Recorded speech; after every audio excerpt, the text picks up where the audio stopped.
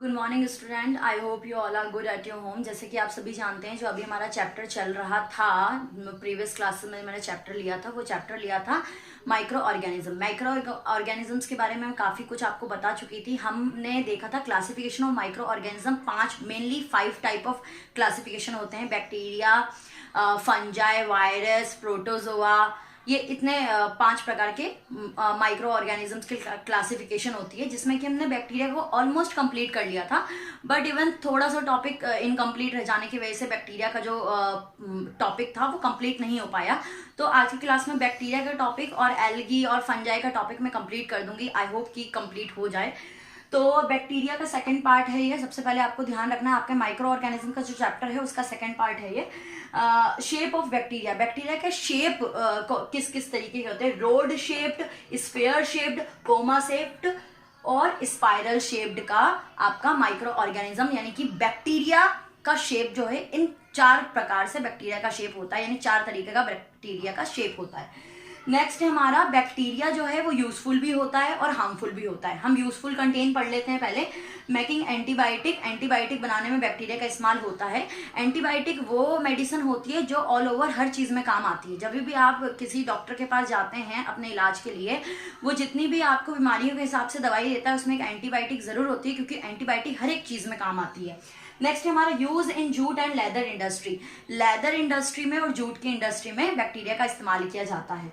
Help in decomposition of biodegradable waste, यानी कि decomposition में जितना भी आपका खाना या जो भी चीज़ें डिकम्पोज हो पाती है, यानी डिकम्पोजिशन हो पाता है। डिकम्पोजिशन का मतलब मैंने पहले भी बताया है आपको कि ऐसे ऑर्गेनिज्म जो कि आपके किसी भी वस्तु को, प्लास्टिक को छोड़ के किसी चीज़ों को छोटे छोटे छोटे इतने बारीक टुकड़ों में तोड़ देते हैं जो कि आपके मिट्टी में वो अपघटित हो जाते हैं, यानी मिट्टी में मिल जाते हैं, उनको डिकम्पोजिशन कहा जाता है। और डिकम्पोजिशन में मदद जो करता है उसको कहते हैं बैक्टीरिया। बैक्टीरिया आपके डिकम्पोजिशन में बहुत महत्वपूर्ण रोल को निभाता है। आप सपोज कीजिए बैक्टीरिया अगर नहीं होगा तो आपका पूरा संसार जो है वो एक कचरे का ढेर बन के रह जाएगा। तो बैक्टीरिया बहुत इंपॉर्टेंट रोल अदा कर रहा है, ध्यान रखना है आप सभी को।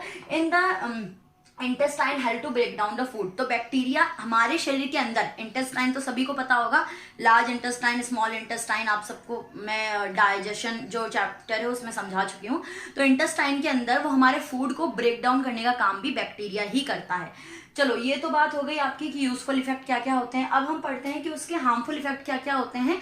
वो नुकसानदायक हमारे कितने प्रकार से वो हमारे लिए नुकसानदायक भी होता है बैक्टीरिया। तो cause disease in plant and animal, वो प्लांट और एनिमल में डिसीजेज उत्पन्न करने के लिए एक महत्वपूर्ण रोल जो है वो अदा करता है। यानी कि इस बैक्टीरिया से हमें पता है ना कि एक इंसान में बैक्टीरिया जब लग जाते हैं, जम्स वगैरह होते हैं, बैक्टीरिया होते हैं, तो और वो उसी हाथ से खाना खा लेता है तो वो जम्स अंदर चले जाते हैं और बैक्टीरिया के द्वारा हम बीमार भी पड़ सकते हैं। तो एक इंसान में और प्लांट में बैक्टीरिया द्वारा हम बीमार भी पड़ सकते हैं। Responsible for the causing disease in plant, plant में जो है डिसीजेस के लिए वो रिस्पॉन्सिबल होते हैं। Spoil food by the producing toxin, यानी जहर का उत्पादन करके वो फूड को पॉइजनिंग बना सकते हैं, यानी फूड को ऐसा जहरीला बना सकते हैं बैक्टीरिया द्वारा। फूड जहरीला यानी खाना आपका जहरीला भी बन सकता है। अब हमारा रेस्पिरेशन मोड, आपको जूनियर क्लासेस से रेस्पिरेशन का मतलब बेसिकली ब्रीथिंग बताई जाती है कि ऑक्सीजन को इनहेल करना और कार्बन डाइऑक्साइड को एक्सहेल करना, यानी कि श्वसन क्रिया का करना, वो आपको रेस्पिरेशन में गिनवाया जाता है, नहीं ब्रीथिंग में। लेकिन breathing, respiration both not are same. Breathing is the one of the process of respiration. Respiration का ब्रीथिंग सिर्फ एक प्रोसेस होता है, ब्रीथिंग का मतलब रेस्पिरेशन नहीं होता। बड़ी क्लासेस में और जब आप जाएंगे तो और डिटेलिंग में पढ़ेंगे। अभी आपको समझना यह है कि ब्रीथिंग रेस्पिरेशन का सिर्फ एक प्रोसेस है, ब्रीथिंग रेस्पिरेशन नहीं है। सांस लेना रेस्पिरेशन नहीं कहलाता। रेस्पिरेशन बेसिकली होता क्या है, इसको ध्यान से सुनना है आपको। रेस्पिरेशन क्या होता है, जब हमारा खाना अंदर जाता है थ्रू ऑफ माउथ, हम जो खाने को काटते हैं, और खाना जब थ्रू ऑफ ऑक्सीजन के द्वारा खाने का जो ब्रेकडाउन होता है, जो खाना टूटता है और एनर्जी हमें प्रोवाइड होती है, वो रेस्पिरेशन प्रोसेस कहलाता है। तो रेस्पिरेशन के लिए, यानी कि खाने के ब्रेकडाउन के लिए, हमारे शरीर में जो खाना जा रहा है उसके ब्रेकडाउन के लिए रेस्पिरेशन, वो प्रोसेस को रेस्पिरेशन कहते हैं। ध्यान से समझना है आपको, जो खाना हम खाते हैं और वो ब्रेक डाउन होता है, ब्रेक डाउन सिर्फ और सिर्फ ऑक्सीजन की वजह से ही ब्रेक डाउन होता है। अगर ऑक्सीजन नहीं होगा तो हमारा खाना ब्रेक डाउन नहीं होगा, नहीं हमारे शरीर को एनर्जी मिलेगी। ठीक है, तो कुछ जो है, कुछ बैक्टीरिया एरोबिक रेस्पिरेशन करते हैं और कुछ बैक्टीरिया एनारोबिक रेस्पिरेशन करते हैं। रेस्पिरेशन का मतलब मैंने बता दिया, रेस्पिरेशन ब्रीथिंग नहीं, रेस्पिरेशन का मतलब खाने का ब्रेकडाउन होना। तो खाने का ब्रेकडाउन यानी कि कुछ ऑर्गेनिज्म एरोबिक रेस्पिरेशन करते हैं। एरोबिक रेस्पिरेशन का मतलब होता है, एरोबिक रेस्पिरेशन का मतलब है कि वो थ्रू ऑफ ऑक्सीजन, ऑक्सीजन के द्वारा वो रेस्पिरेशन कर रहे हैं, यानी खाने का ब्रेकडाउन कर रहे हैं। और एनारोबिक रेस्पिरेशन का मतलब कि वो विदाउट ऑक्सीजन, बिना किसी ऑक्सीजन के खाने का ब्रेकडाउन कर रहे हैं। ध्यान से समझना है, बिना ऑक्सीजन के खाने का ब्रेकडाउन कर रहे हैं। और एरोबिक रेस्पिरेशन का मतलब है वो खाने का जो ब्रेकडाउन कर रहे हैं वो विद ऑक्सीजन कर रहे हैं। इसमें ध्यान रखना है, विद ऑक्सीजन,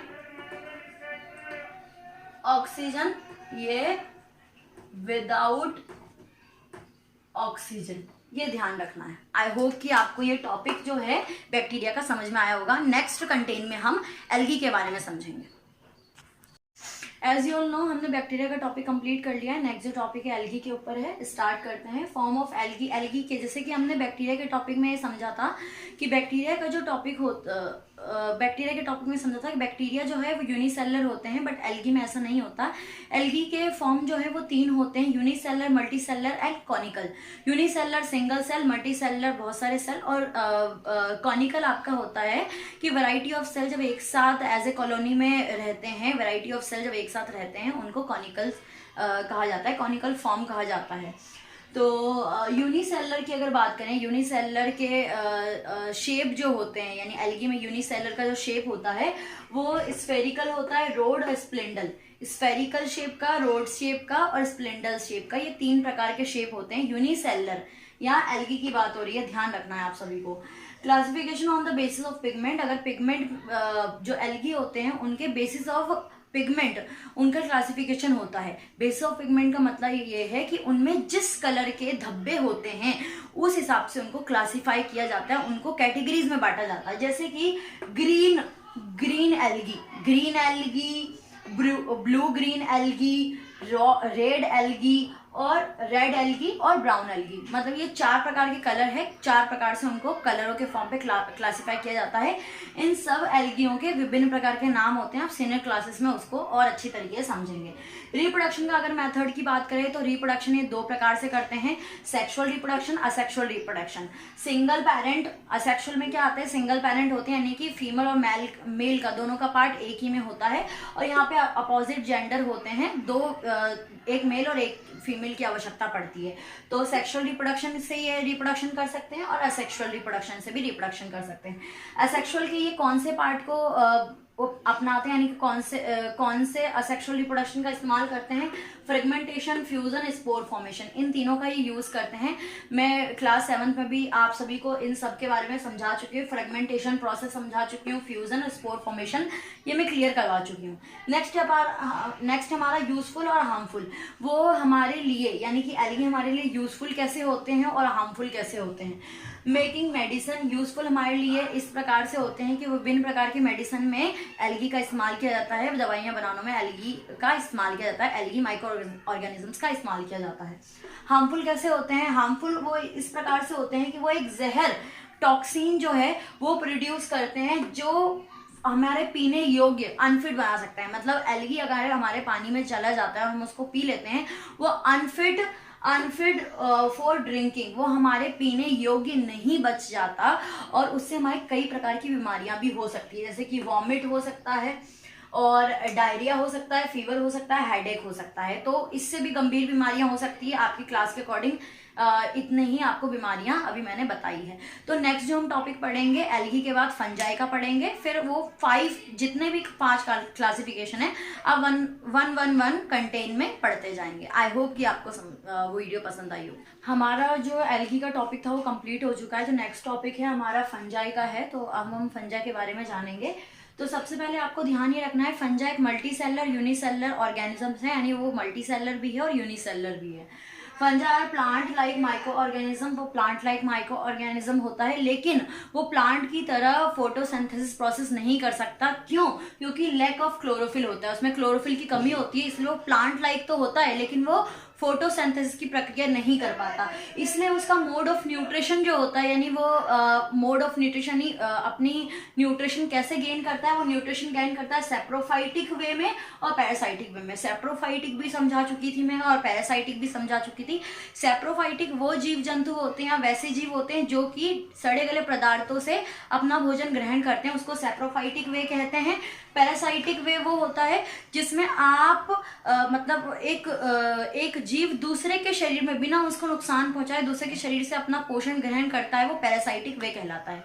तो फंजाई जो है किस प्रकार के न्यूट्रिशन गेन करता है, वो सेप्रोफाइटिक और पैरासाइटिक वे से अपना न्यूट्रिशन को गेन करता है।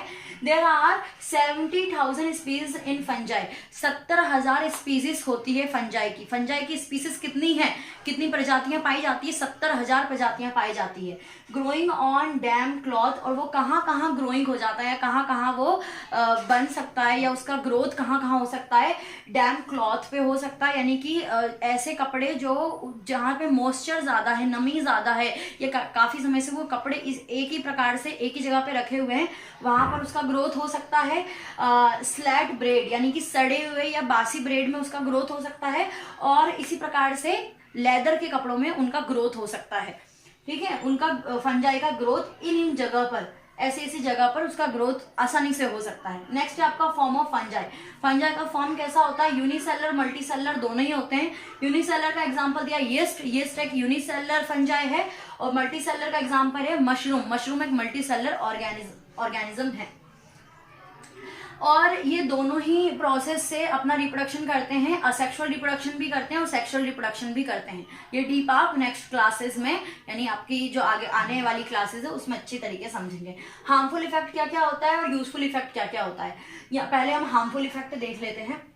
ओ सॉरी, समथिंग मिस्टेक, ये आपका सॉरी यहाँ पे यूजफुल है सॉरी, और ये हार्मफुल है। ठीक है, सॉरी फॉर मिस्टेक। तो यूजफुल इफेक्ट क्या क्या होता है? वो डिकम्पोजिशन में मदद करता है, यानी कि अपघटित करने में। अभी जस्ट थोड़ी देर पहले ही मैं आपको समझा चुकी हूँ अपघटित प्रोसेस क्या होता है। जब मिट्टी में पूरी तरीके से किसी चीज को विखंडित कर दिया जाता है उसमें, वो डिकम्पोजिशन कहलाता है। तो डिकम्पोजिशन में फंजाई मदद करता है। Yeast use in preparation of idli, dosa और भी चीजें में, केक और बहुत सारी चीजों में किसका, यीस्ट का इस्तेमाल होता है। यीस्ट क्या है? एक माइक्रो ऑर्गेनिज्म है। कौन सा माइक्रो ऑर्गेनिज्म है? फंजाई माइक्रो ऑर्गेनिज्म यीस्ट है। तो यीस्ट का इस्तेमाल किसमें? इडली डोसे में किया जाता है। Preparation of beer and wine, जो हम वाइन और बियर जो रिप्रोडक्शन होता है सॉरी प्रोडक्शन जो होता है बियर और वाइन में, उनमें भी फंजाई का इस्तेमाल किया जाता है। प्रिपरेशन ऑफ एंटीबायोटिक, एंटीबायोटिक भी थोड़ी देर पहले मैं क्लियर करवा चुकी हूँ, एंटीबायोटिक में भी फंजाई का इस्तेमाल किया जाता है। उसका हार्मफुल इफेक्ट क्या क्या होता है, मतलब उसके कौन कौन से इफेक्ट होते हैं जो नुकसानदायक होते हैं? तो spoil food if we kept warm places, वो खाने को खराब कर सकता है अगर वो खाना लंबे समय तक एक मॉइस्ट या वार्म प्लेसेस पे रखा हो, यानी गर्म और नमी वाली जगह पर अगर खाना लंबे समय से रखा है तो उसमें फंजाई लग सकता है और उस खाने को खाने योग्य नहीं छोड़ता, वो खराब कर देता है, स्पॉइल कर देता है। Cause large number of disease in plant and animal, यानी फंजाई की वजह से लार्ज नंबर ऑफ डिसीजेस, कई प्रकार की विभिन्न प्रकार की जो बीमारियां हैं वो एनिमल में और प्लांट में लग सकती है। Cause skin infection in the human being, human being के अंदर यानी कि इंसानों के अंदर स्किन इन्फेक्शन भी फंजाई के वजह से हो सकता है। तो हमारे फंजाई तक टॉपिक क्लियर हो चुका है। आपके 2 टॉपिक और बचे हैं, वो हम नेक्स्ट वीडियो में कंप्लीट करूंगी। पार्ट 2 है, इसको पूरा देखें और हाँ नोट्स जरूर रेडी करें।